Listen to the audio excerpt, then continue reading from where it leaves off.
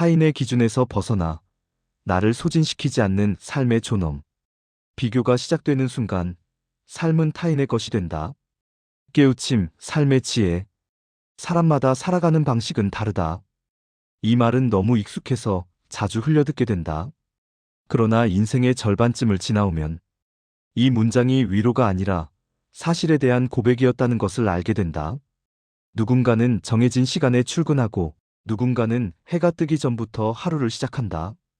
누군가는 사람들 속에서 힘을 얻고 누군가는 혼자 있는 시간에서 겨우 숨을 고른다. 삶의 속도도 방향도 기준도 모두 다르다. 그럼에도 우리는 어느 순간 같은 질문 앞에 멈춰선다. 나는 왜 이렇게 살고 있을까?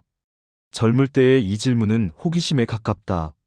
하지만 나이가 들수록 이 질문은 자주 비참함의 얼굴로 다가온다.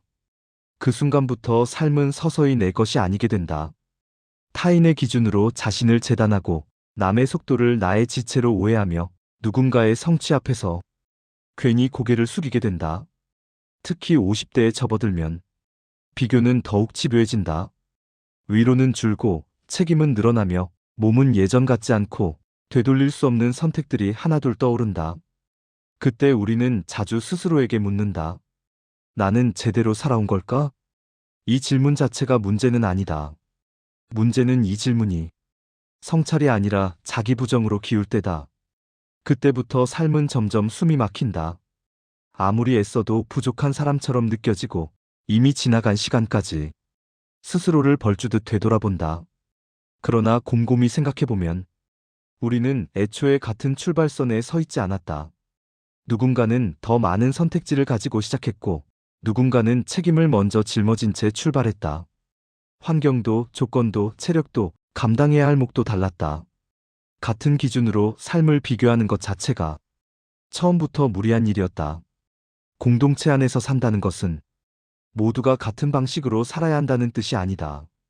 타인에게 피해를 주지 않고 자신의 책임을 회피하지 않으며 각자의 자리에서 하루를 감당하고 있다면 그 자체로 이미 공동체의 몫을 다하고 있는 것이다. 문제는 평범함이 아니다. 문제는 평범함을 부끄럽게 만드는 시선이다. 조용히 살아가는 삶, 눈에 띄지 않는 성실함, 큰 성공 대신 작은 평온을 택한 결정은 결코 실패가 아니다. 그 삶은 다만 세상의 소음 속에서 잘 보이지 않을 뿐이다. 우리는 자주 이렇게 말한다. 다들 이렇게 사니까 어쩔 수 없잖아. 그러나 그 말 속에는 자기 삶에 대한 권리를 조금씩 내려놓는 태도가 숨어 있다. 생각하지 않는 순간 우리는 남이 그어놓은 선 위를 아무 의심 없이 걷게 된다. 그 길이 나를 지치게 하고 나를 소진시키고 있음에도 말이다. 그래서 이제 질문을 바꿔야 한다. 남들처럼 살고 있는가? 가 아니라 이 삶이 나를 무너뜨리지 않는가? 라고. 아침에 눈을 떴을 때 극심한 허무가 밀려오지는 않는지, 하루를 마친 밤 자기 자신을 미워하며 잠들지는 않는지 그 마음을 살피는 일이 더 중요하다. 비참하지 않다면, 스스로를 끊임없이 부정하지 않는다면 그 삶은 이미 충분히 괜찮다. 크게 성공하지 않아도, 누군가의 박수를 받지 않아도 그 삶이 나를 지키고 있다면 그 자체로 존엄하다. 삶은 증명하는 것이 아니다.